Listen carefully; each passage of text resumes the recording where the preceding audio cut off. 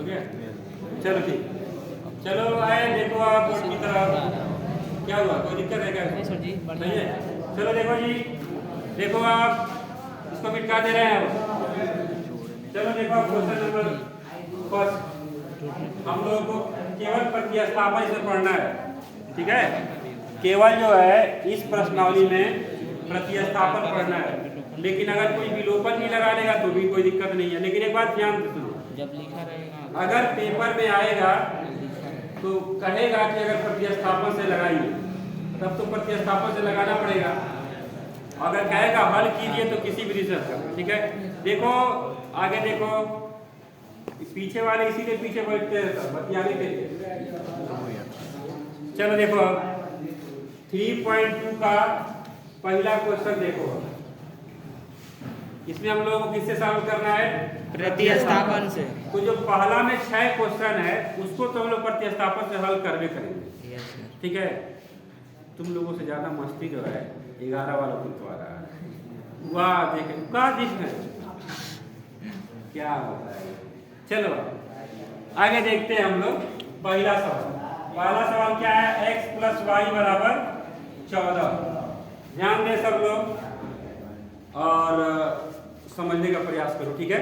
x + y = 14। दूसरा line क्या है? x - y = 4। किस विधि से लगाना है?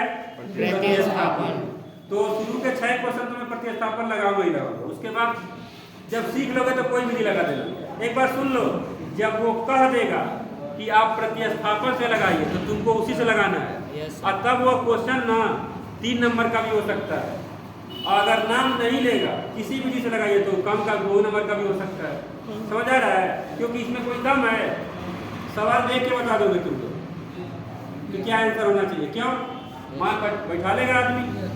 क्लियर हो रहा है बात? तो चलो अब हम लोग इसको लिखते हैं। तो ये हो गया समीकरण 1 और ये समीकरण। चलो ध्यान से देखें आप, तो समीकरण 2 को लिखा जाए, लिखेंगे x - y = 4। y को उधर भेजो, y को उधर भेजो, 4 + y। ठीक है? समीकरण 3 में आना चाहते हो 3 बना लो, तुम्हारी जो इच्छा। तो अब x का मान किसमें लिखेंगे? x का मान समीकरण 1 में रखने पर, 1 में रखने पर। अब 1 में रखो x का मान, देख रहे हो? x की जगह पे क्या रखेंगे? 4 + y और फिर प्लस y बराबर 14। सही है? Yes sir. अब देखो यहाँ पे 4, ये कितना होगा? 2y बराबर 14। सही है? चल ये 4 घट जाएगा तो घट जाएगा, तो कितना हो जाएगा? हाँ 12। देखो घटाया है, वो घटाया उससे ही घटाया। अच्छा ठीक, तो काट देंगे कितना हो जाएगा? y बराबर 5। ठीक है?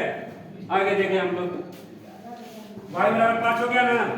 अब y का मान कहाँ रख दिया जाए? x में रख दो। तो रखते हैं x बराबर 4 + y मतलब 4 + 5 कितना हो जाएगा? कोई दिक्कत आ गया ना? अब सुनो भाई, यही इसी में दूसरा भी लगा दो। कपलो क्या नाम है उसका बताओ? अनु गधा।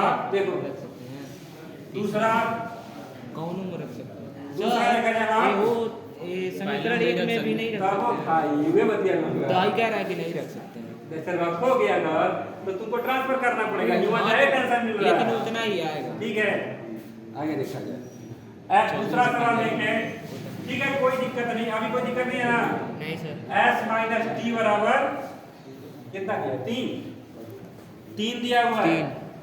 उसके बाद s/2 - t/, s/3 है सर। 3 है। हाँ तब 2 है। चलो ठीक है, तो यहाँ पे x/, क्या है?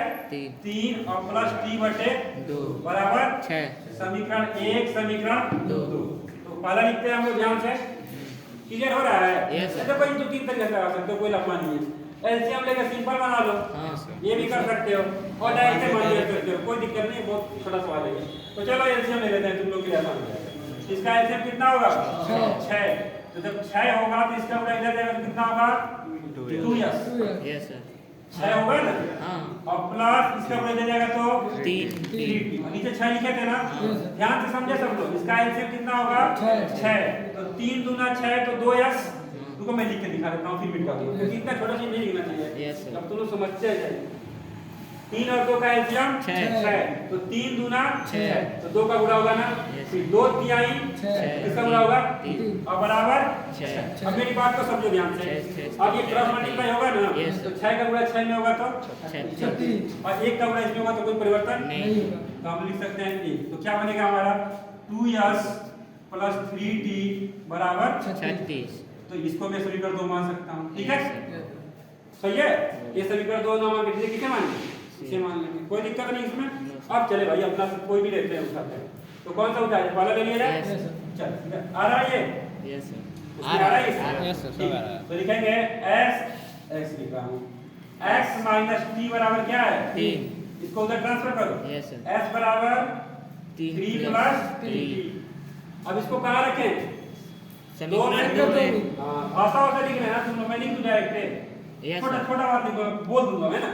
s का मान समीकरण 2 में रखने पर लिख लेना, ठीक है। अब यस का मान इतना हैवी है 2, देखो अब एक मिनट बचा है, चाहे डाले तो तुम लोग के लिए बचाएंगे, नहीं तो मेरे पास करना है। t प्लस देखो 3 प्लस t है ना, तो क्या लिखेंगे 3 प्लस t और प्लस 3t बराबर कितना है 36, सही है ना। यही s का मान उठा के यहाँ बैठा देंगे।